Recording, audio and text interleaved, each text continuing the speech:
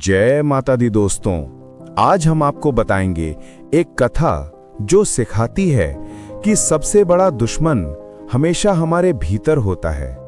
यह कहानी है एक रानी, एक चोर और एक सैनिक की, जिसमें रानी अपने जिस्म की हवस को बुझाने के लिए अपने ही राजा का सर काट देती है, फिर भी उसके अंदर की आग शांत नहीं होती। राजा का एक सैनिक जो राजा की मृत्यु की सच्चाई जानने के लिए और एक राक्षस की बेटी के प्यार और हवस की आग में अपने बेटे की बलि देने लगता है, और एक चोर जो धन के लालच में आकर एक ऐसी दलदल में फंस जाता है जो उसका जीवन बर्बाद कर देती है। ये कहानी बहुत ही इंस्पिरेशनल है, जो बताती है कि जीवन के 3 जहर जो जिंदगी का विनाश कर देते हैं, वो कौन से ऐसे जहर हैं। तो चलिए दोस्तों, जानते हैं इस रोमांचक कहानी के माध्यम से। अगर आपको हमारी कहानी पसंद आए तो पूरा देखना ना भूलें, क्योंकि कहानी का असली क्लाइमैक्स तो कहानी के अंत में ही है। और कमेंट में बताइएगा कि क्या कभी आपने भी इन कड़वे जहरों का सामना किया है। तो मित्रों, बढ़ते हैं कहानी की तरफ। बहुत समय पहले की बात है। मध्य देश नामक एक सुंदर और समृद्ध नगर था। चारों ओर ऊंची ऊंची दीवारें, चौड़ी गलियां, सुवासित बाग बगीचे और बीचों बीच सोने चांदी से सजा राजमहल। ऐसा नगर जिसे देखने मात्र से मन में प्रसन्नता भर जाती थी। परंतु हर नगर में कुछ अंधेरी गलियां होती हैं जहां धूप नहीं पहुंचती, और वहीं किसी कोने में रहता था एक गरीब चोर। उसका नाम था राज सिंह। राज सिंह ने कभी भी किसी से बैर नहीं किया था, पर भाग्य ने उसे गरीबी के ऐसे भंवर में डुबो दिया था कि जीने के लिए उसे चोरी का सहारा लेना पड़ा था। वो इतना गरीब था कि वो अपने और अपने बच्चों का पालन पोषण भी सही से नहीं कर पाता था। रोज रात को वो चोरी करने के लिए किसी के घर की दीवार फांद लेता और कभी घरों से कुछ पैसे या अनाज चुरा लाता था, और सुबह चोरी करके लाए अनाज और पैसों से अपना गुजारा करता था। अपने बच्चों को रोटी खिलाकर चैन की सांस लिया करता था, लेकिन उसकी पत्नी उसके चोरी के काम से खुश नहीं थी। इसीलिए वो अपने पति को रोज समझाती थी। वो कहती थी, सुनो जी, चोरी करना बहुत बड़ा पाप होता है। तुम रोज रोज घर में चोरी करके लाते हो, भगवान सब देखता है। इसीलिए तुमसे कहती हूं कि तुम चोरी करके घर में मत लाया करो। तुम जितना भी मेहनत से कमा कर लाओगे, हम सब रुखी सुखी मिल बांट कर खा लिया करेंगे। लेकिन वो हंसकर अपनी पत्नी से कहता, अगर भगवान सच में देखता है तो मेरे बच्चों को भूखा क्यों रखता है। ये कहते हुए वो हर बार अपने कर्मों को तर्क से ढक देता था। एक दिन राज सिंह के मन में विचार आया कि मैं हर दिन छोटी छोटी चोरी करता हूँ। इन छोटी छोटी चोरी से इतना धन भी नहीं मिल पाता है कि और इन चोरी के पैसों से मैं अपने बच्चों का ठीक से पेट भी नहीं भर पाता हूँ। लेकिन पाप तो पाप होता है, चाहे छोटा हो या बड़ा। पकड़ा गया तो सजा वैसी ही मिलेगी। तो क्यों ना एक बार में इतनी बड़ी चोरी करूं कि फिर जिंदगी भर चोरी करनी ना पड़े। वो अपने मन में सोचने लगा कि ऐसी जगह मैं कहां ढूंढूं कि एक बार की चोरी से ही मैं अमीर बन जाऊं। उसके मन में सवाल उठ खड़े हुए कि मैं इतनी बड़ी चोरी करूं तो कहां करूं। अचानक सोचते सोचते उसका ध्यान राजा के महल पर गया।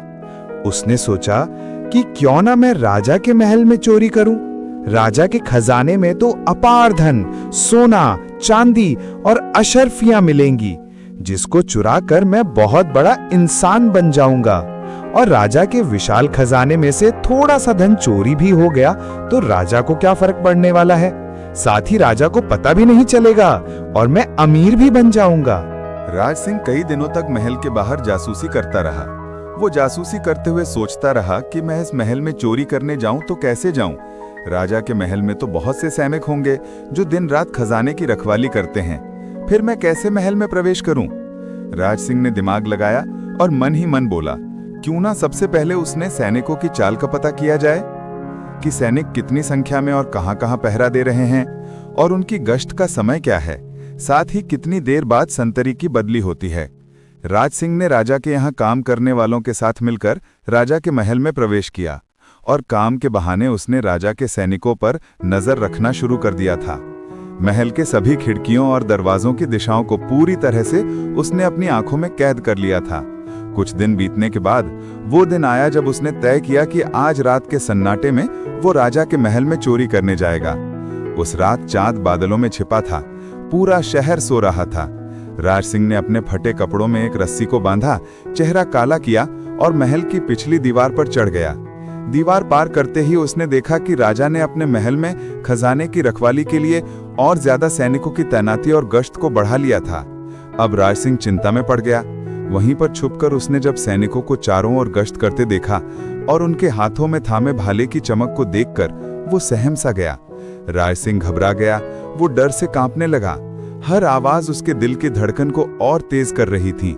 डरता डरता वो किसी तरह खजाने के द्वार तक जा पहुंचा, लेकिन वहां भी सैनिकों का पहरा देखकर उसका हृदय कांपने लगा।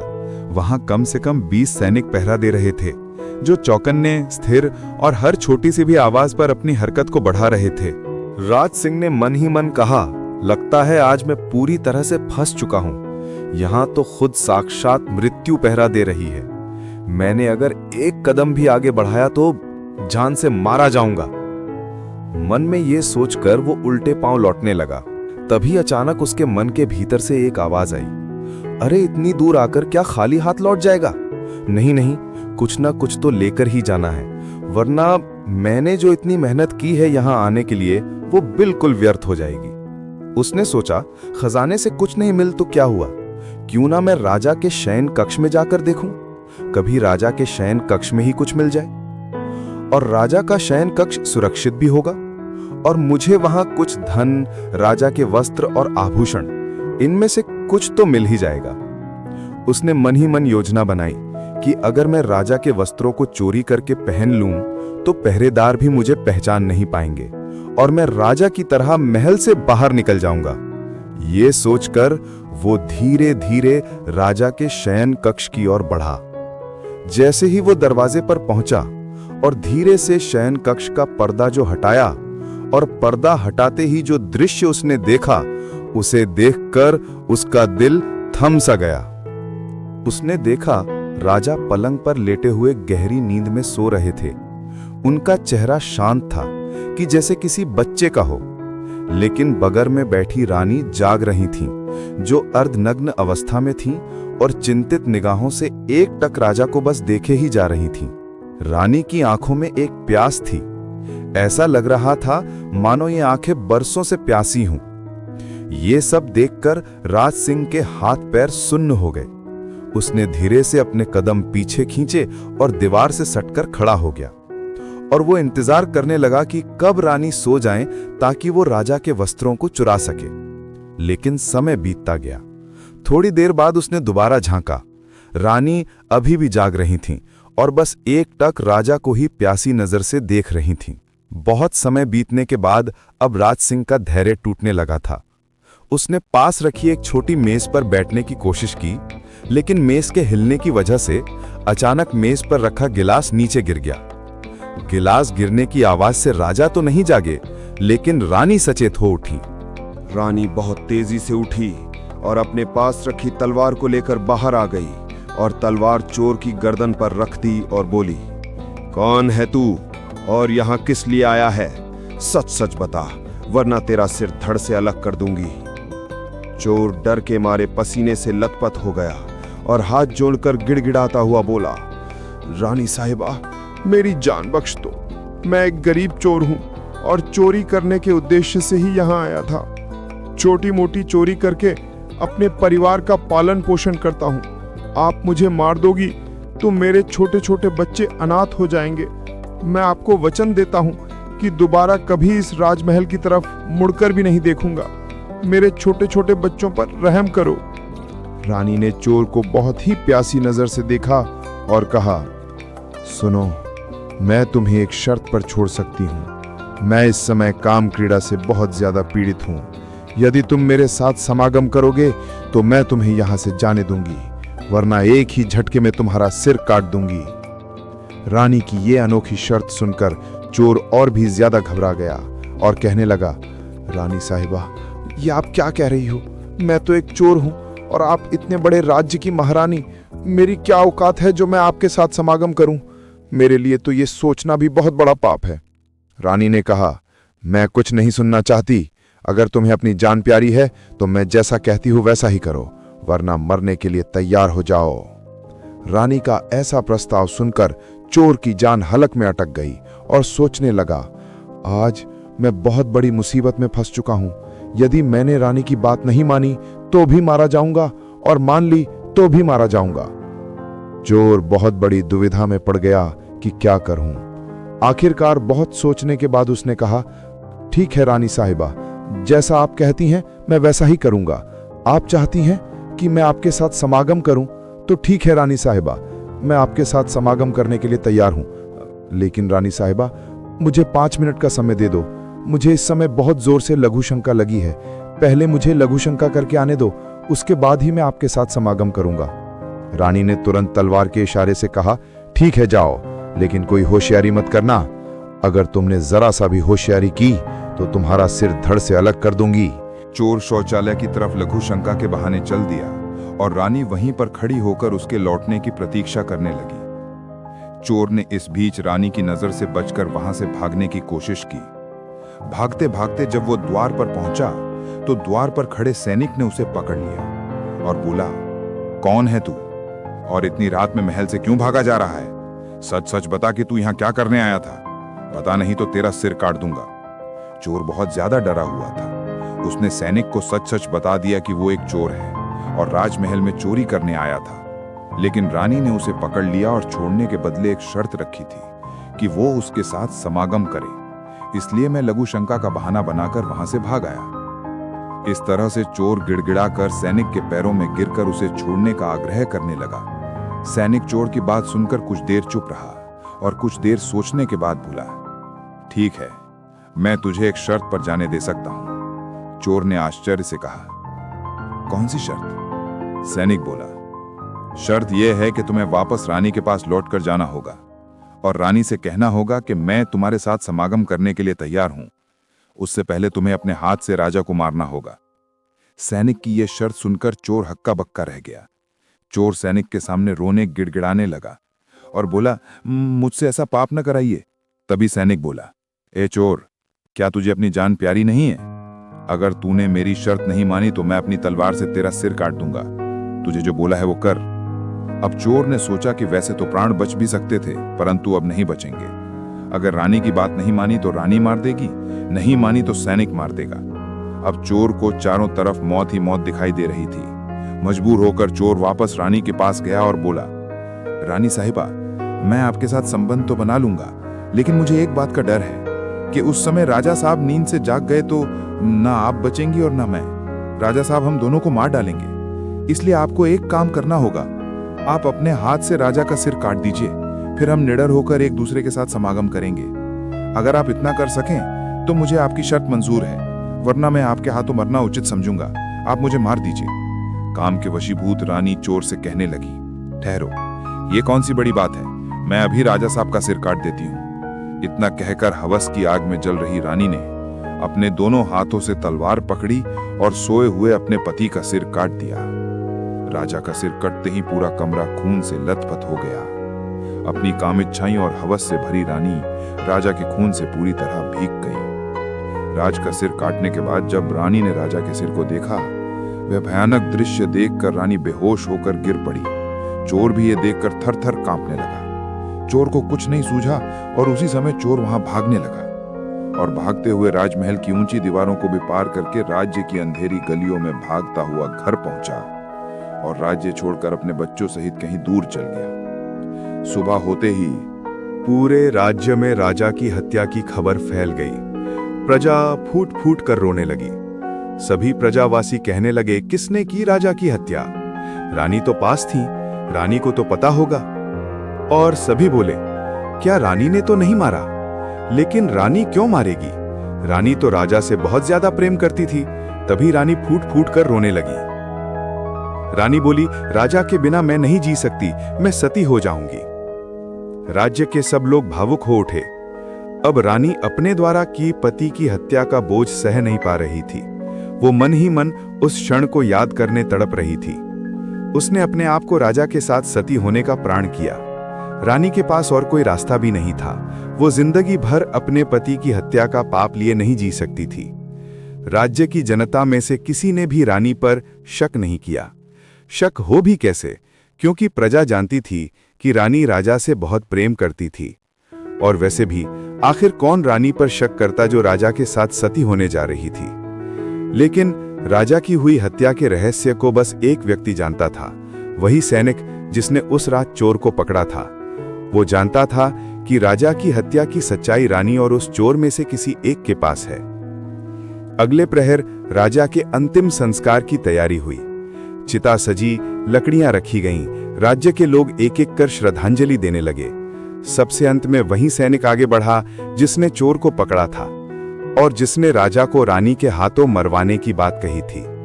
उस सैनिक ने रानी के पास जाकर धीरे से कहा, महारानी, आप तो सती होने जा रही हैं, लेकिन इतना तो बता दीजिए कि राजा को किसने मारा, आपने या उस चोर ने? सैनिक की यह बात सुनकर रानी का चेहरा पीला पड़ गया। रानी समझ गई कि यह सैनिक सच्चाई जानता है। रानी कुछ क्षण चुप रही और कुछ देर चुप रहकर उस सैनिक को उत्तर दिया, अरे सैनिक, महाराज को ना मैंने मारा है और ना ही उस चोर ने। अगर तुम्हें सच्चाई जाननी है तो नगर से उत्तर दिशा के जंगल में जाओ, वहां एक बुढ़िया रहती है। वही तुम्हें सब बताएगी कि राजा को किसने मारा और क्यों मारा। ये कहकर रानी राजा के साथ उसकी चिता पर ही सती हो गई। सती होते हुए भी उसकी आंखों में सिर्फ पछतावा था। लेकिन रानी की बात को सुनकर सैनिक अचंभित रह गया और उस सैनिक ने प्रण किया कि मैं राजा की हत्या का रहस्य अवश्य जानूंगा कि राज की हत्या किसने की है। रानी के शब्द सैनिक के मन में बार बार गूंज रहे थे। राजा को ना मैंने मारा ना चोर ने। सच्चाई जाननी है तो जंगल जाओ। उस रात वो चैन से नहीं सो सका। हर बार उसकी आंखों के सामने राजा का रक्त रंजित चेहरा आ जाता था। वो सोचता था, क्या वाकई रानी निर्दोष है? क्या उस चोर ने झूठ कहा था या फिर कोई तीसरा राज है जो हम सब की नजरों से छिपा है? सैनिक को रात भर नींद नहीं आई। उसको तो बस रात खत्म होने का ही इंतजार था। जैसे ही सुबह हुई, उसने अपना कवच पहना, तलवार बांधी और जंगल की ओर चल पड़ा, सच की तलाश में। चलते चलते जब बहुत समय बीत गया, उसे राजमहल की उत्तर दिशा में एक बहुत ही घना और भयावह जंगल मिला। जंगल बहुत ही घना, अंधकारमय और रहस्यमय सन्नाटे से भरा था। पक्षियों की चीख, हवा की सिसकी और झाड़ियों की सरसराहट उसे भीतर तक डरा रही थी। पर उसके मन में केवल एक ही विचार चल रहा था, मुझे सच्चाई जाननी ही है, चाहे मेरी जान ही क्यों न चली जाए। कई घंटों की यात्रा के बाद उसे एक झोंपड़ी दिखाई दी, जिसकी पुरानी और टूटी दीवारें और उसके बाहर सूखी लकड़ियां रखी थी और एक छोटा सा दीपक उस झोंपड़ी के अंदर जल रहा था। वो सावधानी से आगे बढ़ा और झोंपड़ी के भीतर झांकने लगा। उस टूटी झोंपड़ी के अंदर एक बूढ़ी औरत बैठी थी, जिसकी झुकी हुई पीठ और सफेद बाल और चेहरे पर अनुभव की गहरी लकीरें दिखाई दे रही थी।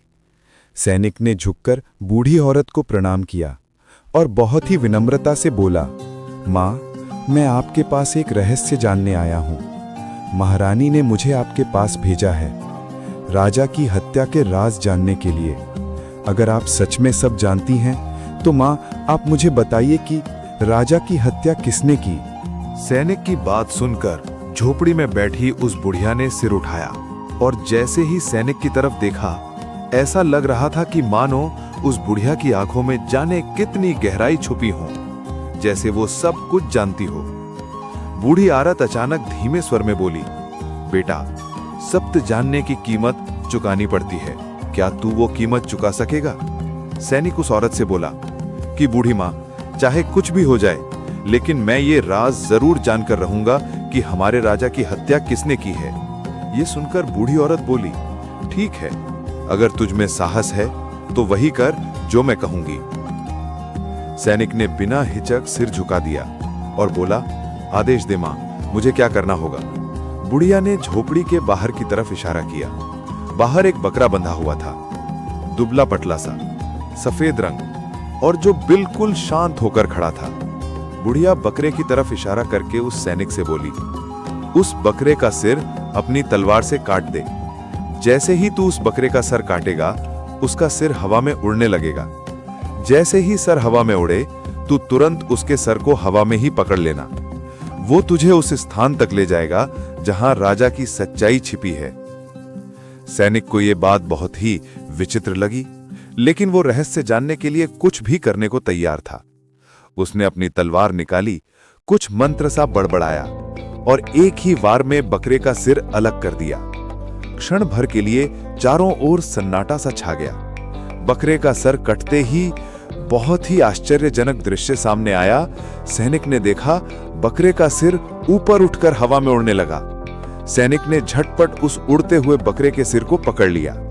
सिर तेजी से आसमान में उड़ने लगा। उड़ता हुआ बकरे का सिर जंगल, नदियां और पहाड़ों को पार करता हुआ उसे एक भयानक वन के बीचों बीच ले गया, जहां अंधेरा इतना गहरा था कि सूर्य की किरणें भी जमीन तक नहीं पहुंच रही थी। बकरे के सिर ने उसे घने काले जंगल में एक भयानक गुफा के द्वार के सामने उतार दिया। सैनिक ने गुफा को देखा। गुफा के द्वार पर हड्डियों के ढेर पड़े थे। मानव, पशु और ना जाने किस किस के अवशेष थे। यह सब देखकर सैनिक का दिल कांपने लगा, लेकिन गुफा के पास आकर उसने साहस जुटाया और साहस जुटाकर वो उस गुफा के भीतर गया। गुफा के अंदर बड़ी बड़ी मशालें जल रही थी और भीतर से मधुर गुनगुनाहट की आवाज आ रही थी। वो सावधानी से आगे बढ़ा और देखा कि वहां एक युवती थी जो अद्भुत सौंदर्य से भरी थी और उसके चांदी जैसे बाल थे, नील जैसी आंखें थीं और चेहरे पर रहस्यमयी शांति थी। वो युवती कोई और नहीं बल्कि एक राक्षस की बेटी थी। राक्षस की बेटी को देखकर सैनिक ठिठक सा गया। उस युवती ने जैसे ही सैनिक को देखा, वो बोली, कौन हो तुम, मनुष्य, और इस गुफा में क्या करने आए हो? जैसे ही युवती उठी और उसने उठकर जैसे ही उस सैनिक को देखा, देखते ही वो युवती सैनिक के रूप की दीवानी हो गई। सैनिक के चेहरे पर एक दिव्य चमक थी और बाजुओं में हाथियों जैसा बल। युवती कुछ देर बस सैनिक को देखती रही और सोचने लगी, आज तक मैंने कभी इतना रूपवान मनुष्य नहीं देखा। मैं इसे यहां से कहीं नहीं जाने दूंगी और इसी से अपने दिल की इच्छा पूरी करूंगी। घबराए हुए सैनिक ने उस युवती को राजा की हत्या का सत्य बता दिया और बोला कि मैं राजा की हत्या का रहस्य जानने आया हूं। बुढ़िया मां ने मुझे आपके पास सत्य जानने के लिए यहां भेजा है। वो युवती मुस्कुराई और बोली, तो तुम उस रहस्य के पीछे हो जिसने कई जाने ली हैं। लेकिन अभी मेरे पिता राक्षस घर पर नहीं है। वे लौटेंगे तो तुम्हें खा जाएंगे। अगर अपनी जान बचाना चाहते हो तो मेरी बात मानो। सैनिक ने कहा, जो भी तुम कहोगी मैं मान लूंगा। युवती ने अपने हाथों में जादुई धूल ली और बोली, जब मेरे पिता लौटेंगे मैं तुम्हें मक्खी बना दूंगी। तुम दीवार पर चिपके रहना ताकि वो तुम्हें सूंघ ना सके। रात में जब वो सो जाएंगे तब मैं तुम्हें फिर से मनुष्य बना दूंगी। सैनिक ने सिर हिलाया। राक्षस के आने का समय हो गया था। उस युवती ने सैनिक को मक्खी बनाकर अपने गुफा की दीवार पर रख दिया। सैनिक भय से कांप रहा था। कुछ ही देर बाद राक्षस गुफा में आया। उसके कदमों से जमीन कांपने लगी। वो गुस्से में बोला, बेटी, मुझे किसी मनुष्य की गंध आ रही है। यहाँ कोई मनुष्य है। युवती बोली, पिताजी, आप हर बार वही बात कहते हैं। इस बार कोई मनुष्य नहीं आया। अगर आया होता तो मैं उसे पहले ही निगल जाती। राक्षस हंसा और मांस का टुकड़ा खाकर और आराम से जाकर सो गया। उसके खर्राटों की आवाज पूरी गुफा में गूंजने लगी। रात गहराई और युवती ने दीवार पर बैठी मक्खी को फिर मनुष्य बना दिया। अब वो सैनिक बन चुका था और उसके सामने वो अद्भुत सुंदर युवती। युवती बोली, अब डरने की जरूरत नहीं, तुम यहां रह सकते हो। मैं तुम्हें कुछ नहीं होने दूंगी। दिन बीतते गए। हर दिन सैनिक सुबह मक्खी बन जाता और रात को मनुष्य। धीरे धीरे दोनों के बीच स्नेह, प्रेम और अंततः वासना का बंधन बन गया। सैनिक भूल गया कि वो यहाँ किसी सत्य की खोज में आया था। अब उसका उद्देश्य केवल वो युवती बन चुकी थी। समय बीता। एक दिन अचानक सैनिक को अपने घर, अपनी पत्नी और बच्चों की याद आने लगी। वो सोचने लगा, मैं यहाँ कब तक रहूंगा? अगर कभी राक्षस को पता चला कि मैं चुपके से उसकी बेटी के साथ रहता हूं, तो वो मुझे मारकर खा जाएगा। एक रात जब राक्षस और उसकी बेटी गहरी नींद में सो रहे थे, तभी मौका देखकर सैनिक वहां से भाग निकला। सुबह हुई और राक्षस की बेटी ने जब देखा तो सैनिक नहीं मिला। वो बेचैन हो गई। उसने सोचा, अगर मेरे पिता को सैनिक मिल गया तो वो उसे मारकर खा जाएंगे। वो युवती सैनिक की तलाश में जंगल में निकल गई, लेकिन पूरे जंगल में सैनिक को ढूंढने के बाद जब वो नहीं मिला तो वो दुखी हो गई और सोचने लगी कि कहीं मेरे पिता ने सैनिक को खा तो नहीं लिया। उधर सैनिक भागता हुआ 4 दिनों की यात्रा के बाद वो अपने नगर पहुंच गया। पत्नी और बच्चों को देखकर उसका हृदय भर आया। वो रो पड़ा और उसने अपने बच्चों और पत्नी को अपने गले से लगा लिया। लेकिन कुछ ही दिनों में उसके भीतर फिर वही आग भड़क उठी। उस राक्षस कन्या की याद, उसकी आंखें, उसकी मुस्कुराहट और उस राक्षस कन्या के साथ बिताया हुआ हर पल सैनिक को दिन रात तड़पाने लगा। अब वो हर समय वो बस उसी के ख्यालों में खोया रहता था। ना खाना अच्छा लगता था और ना नींद आती थी। उसका मन चिल्लाने लगा, मुझे फिर वहीं जाना है। तब सैनिक बहुत बेचैन हो गया और बोला, मुझे राक्षस कन्या के पास जाना ही होगा। मैं अब उसके बिना नहीं जी सकता। एक दिन फिर वो अपने बच्चों और पत्नी को छोड़कर उसी जंगल की ओर निकल पड़ा। चलते चलते वो उसी बुढ़िया की झोपड़ी पर पहुंचा और बुढ़िया के चरणों में गिर पड़ा और बोला, माँ, मुझे फिर उसी स्थान पर पहुंचा दो जहां वो युवती रहती है। मैं उसके बिना जी नहीं सकता। बुढ़िया मुस्कुराई, पर उसकी मुस्कुराहट में दया नहीं थी। वो जानती थी ये मनुष्य अब हवस का दास बन चुका है। वो बोली, पहले तो मेरे पास एक बकरा था बलि देने के लिए, अब वो भी नहीं है। अगर तू वापस उस राक्षस युवती के पास जाना चाहता है तो मेरे पास तुझे वहां पहुंचाने का बस एक ही तरीका है। सैनिक ने बहुत ही उत्सुकता से बोला, मुझे जल्दी बताओ माँ, वो कौन सा तरीका है जिससे मैं उस युवती के पास पहुंच सकूं? सैनिक की उत्सुकता को देखकर बुढ़िया बोली, तुझे उस युवती के पास पहुंचने के लिए किसी अपने का बलिदान देना होगा। सैनिक ने बिना सोचे कहा, तुम जो भी कहोगी वो मैं करूंगा। मैं बलिदान देने के लिए तैयार हूं, बस मुझे मेरे प्यार के पास पहुंचा दो। बुढ़िया बोली, ठीक है, तो जाओ और अपने बेटे को यहां लेकर आओ। सैनिक के दिमाग में उस समय सिर्फ उस युवती को पाने का पागलपन छाया हुआ था। सैनिक उस पागलपन में यह भी भूल गया कि उसका एक ही बेटा है जिसकी वो बलि देने के लिए तैयार हो गया था। सैनिक बहुत ही उत्सुकता से अपने घर गया और खेलते हुए अपने बेटे को गोद में उठाया, उससे प्यार किया और बोला, चल बेटा, तुझे आज मैं बूढ़ी माँ के पास ले चलूं। बच्चा हर बात से बेखबर और हंसता हुआ अपने पिता के साथ जंगल की ओर चल दिया। अपने बच्चे को लेकर सैनिक बुढ़िया के सामने पहुंचकर बोला, लो माँ, मेरा बेटा आ गया है, मैं ले आया हूं अपने बेटे को, अब बताओ क्या करना है। ये सब देखकर बुढ़िया की आंखों में गहराई उतर आई। वह बोली, जिस तरह तूने बकरे का सिर काटा था वैसे ही अपने बेटे का सिर काट दे। तेरे बेटे का कटा हुआ सिर ही तुझे हवा में उड़ाकर उस गुफा तक ले जाएगा। ये सुनकर सैनिक की आंखें फैल गईं, लेकिन राक्षस की बेटी के हवस और प्यार में वो सब कुछ भूल गया था कि वो अपने बेटे, अपने खून की ही बलि देने जा रहा है, उस राक्षस की बेटी की हवस में पागल होकर। अब सैनिक अपने विवेक को खो बैठा था। उस युवती की हवस और प्रेम ने सैनिक को इतना पागल बना दिया था कि अपने ही बेटे का सिर काटने के लिए वो बेसब्र हो रहा था। वो बुढ़िया ये सब देख रही थी। सैनिक ने बलि देने के लिए तलवार उठाई और जैसे ही वार करने को बढ़ा, बुढ़िया ने उसका हाथ पकड़ लिया। वो गूंजती आवाज में बोली, ठहर जा मूर्ख मनुष्य, जिस उत्तर की तू बहुत समय से तलाश कर रहा था ना, वो तुझे मिल चुका है। जो तू अभी करने जा रहा था, बस यही तेरा उत्तर है। सैनिक स्तब्ध खड़ा रह गया। उसके हाथ से तलवार छूट गई।